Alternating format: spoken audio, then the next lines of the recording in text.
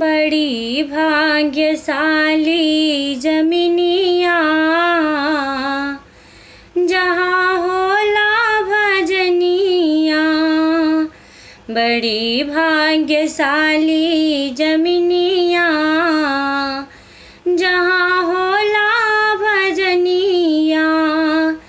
भजन के धुन सुनी शंकर जी अइनी।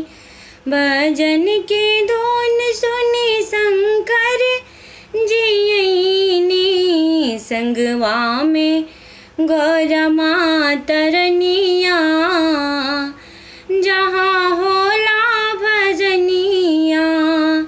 तर गईली हो जमिनिया जहाँ होला भजनिया।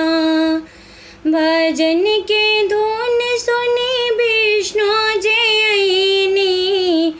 भजन के धुन सुनी विष्णु जी अइनी। संगवा में लक्ष्मी मातरनिया जहाँ होला भजनिया।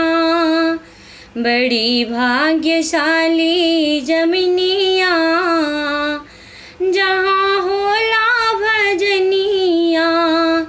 तर गईली हो जमिनिया जहाँ होला भजनिया।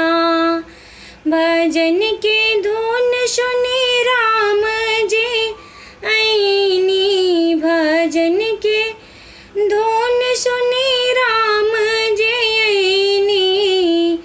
संगवा में सीता मातरनिया जहाँ होला भजनिया। संगवा में सीता मातरनिया जहाँ होला भजनिया।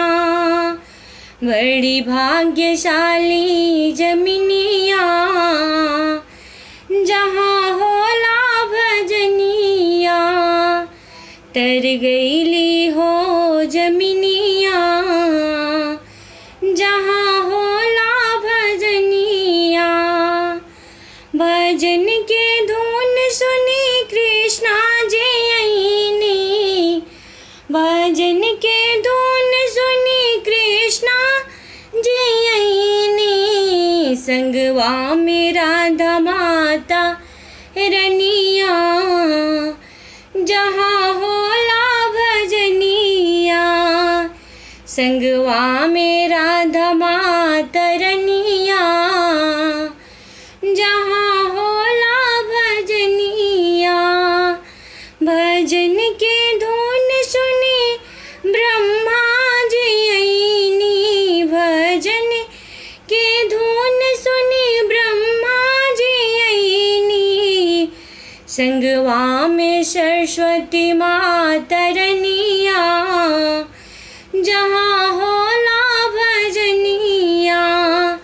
संगवा में सरस्वती मातरनिया जहाँ होला भजनिया। बड़ी भाग्यशाली जमिनिया जहाँ होला भजनिया। तर गईली हो